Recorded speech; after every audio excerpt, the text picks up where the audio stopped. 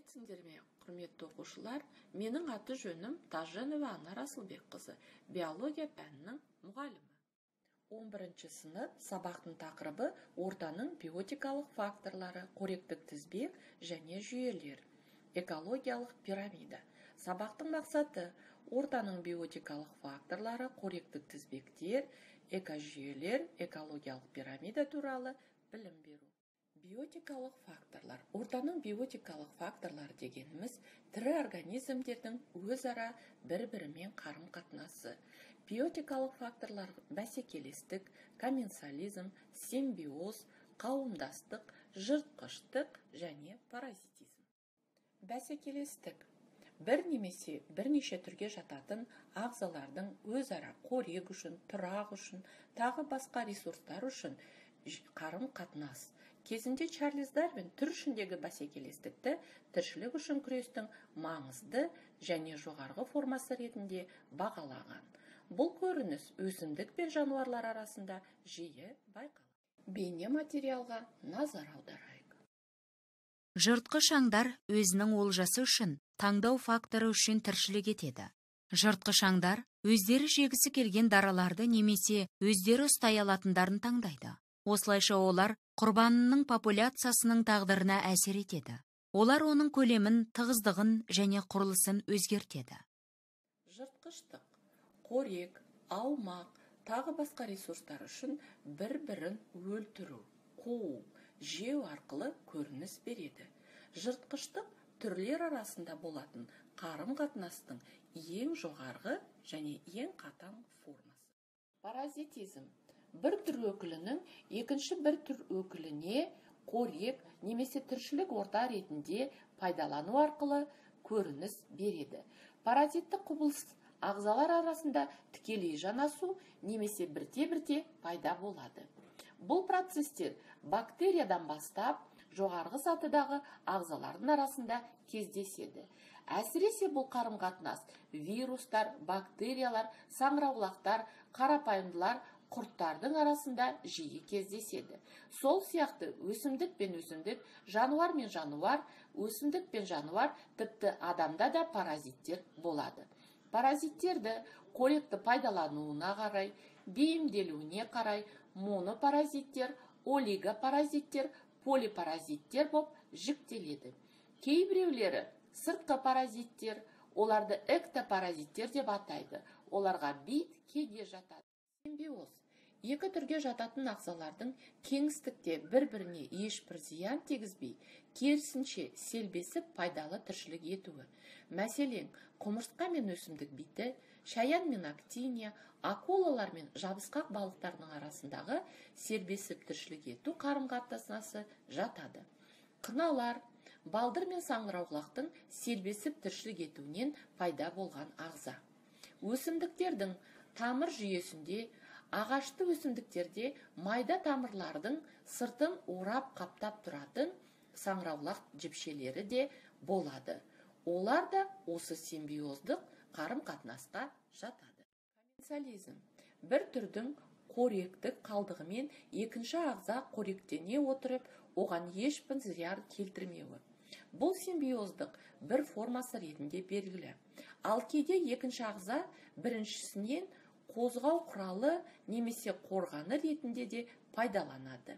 Мәселен, ірі балықтардың жер безегінде ұсақ балықтардың еркін тіршілік етуге бейімделуі.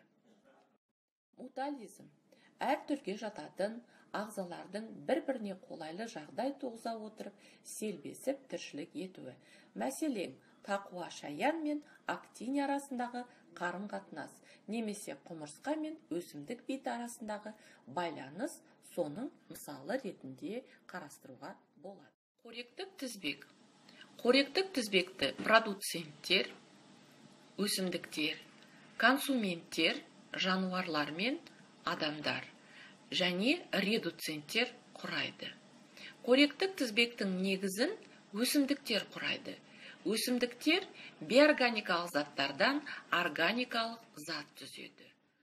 Қоректену типі бойынша организмдер автотрофты және гетеротрофты болып бөлінеді. Автотрофтыларға өсімдіктер жатады, түзушілер, продуценттер ағзалық зат түзеді.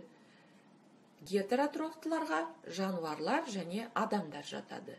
Консументтер дайын ағзалық заттарды тұтынушылар. Ыдыратушыларға редуценттер деп аталады. Органикалық заттың қалдығын ыдыратады. Оларға бактериялар мен саңырауқұлақтар жатады. Экологиялық пирамида. Экологиялық пирамидада продуценттер, консументтер және редуценттер құрайды. Экологиялық пирамидада ережесі бойынша қоректік тізбекте келесі деңгейге өткен сайын сандық, массалық және энергия үлесі кеміп отырады. Бірінші тапсырма. Шындық және жалған әдісі бойынша тапсырманы орындаймыз. Дескрипторға назар аударыңдар. Қоректік тізбекті анықтайсыңдар. Қоректік тізбекте организмдердің қоректенуі берілген. Ендеше тапсырманы орындаңдар. Тапсырманы орындап болсаңдар, жауабымен тексерейік. Организмдердің қоректенуі. Қоян қасқырмен қоректенеді, жалған. Түлкі балықпен қоректенеді, шындық. Өсімдіктер жәндіктермен қоректенеді, жалған. Бүркіт түлкімен қоректенеді, шындық. Балықтар балдырлармен қоректенеді, шындық. Құстар құрттармен қоректенеді, шындық. Егерде тапсырманы дұрыс орындасаңдар, онда басбармақ әдісімен өздеріңді бағалаңдар. Екінші тапсырма. Сәйкестікті тап. Ұғымдар мен анықтамаларды сәйкестендіріңдер. Түзушілер, тұтынушылар, ыдыратушылар. Дескрипторға назар аударыңдар, ұғымдар мен анықтамаларды сәйкестендіреді. Тапсырманы орындауға 1 минут уақыт беріледі. Тапсырманы орындап болсаңдар, жауабымен тексереміз. Түзушілер, дұрыс жауабы В. Фотосинтез үдерісін жүзеге асыратын өсімдіктер. Тұтынушылар С. Дайын органикалық заттармен қоректенетін ағзалар. Бірінші және екінші реттік консументтер. Ыдыратушылар, дұрыс жауабы А. Биорганикалық қосылыстарға ауыстырып, өлі органикалық заттарды тұтынады. Тапсырманы шапалақтау әдісі арқылы бағалаймыз.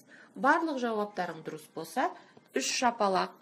2 жауап дұрыс болса, 2 шапалақ. Бірақ жауап дұрыс болса, 1 шапалақ. Тест тапсырмасын орындаймыз. 1 минут уақыт беріледі. Тест тапсырмасын орындап болсаңдар, жауабын тексерейік. Екі ағзаның бір-біріне пайда келтіріп, бірігіп тіршілік етуі С. Жауабы дұрыс, симбиоз. Екінші сұрақ. Тірі организмдердің өзара қарым-қатынасының, сондай-ақ олардың тіршілік ортасына әсері етеді биотикалық фактор. Б. Жауабы дұрыс. Үшінші сұрақ. Организмдердің қоректену қажеттіліктері ұқсас, бір-біріне қысым жасайтын қарым-қатынас бәсекелестік. С. Жауабы дұрыс. Төртінші сұрақ. Аталған факторлардың қайсысы биотикалық факторларға жатады? А. Жауабы комедия. Бүгінгі сабақтағы өткенімізді пост әдісі арқылы кері байланыс аламын. Бүгінгі сабақта сендерге не нәрсе оңай болды? Не нәрсе қиын болды? Және келешекте нені білгілерің келеді? Маған осы сұрақтарға кері байланыс берсеңдер. Үй тапсырмасы. Параграф 56-ны оқу және интернет ресурстарынан қосымша материалдарды, видеоматериалдар көру. Сабақ аяқталды. Назарларыңа рахмет. Сау болыңдар.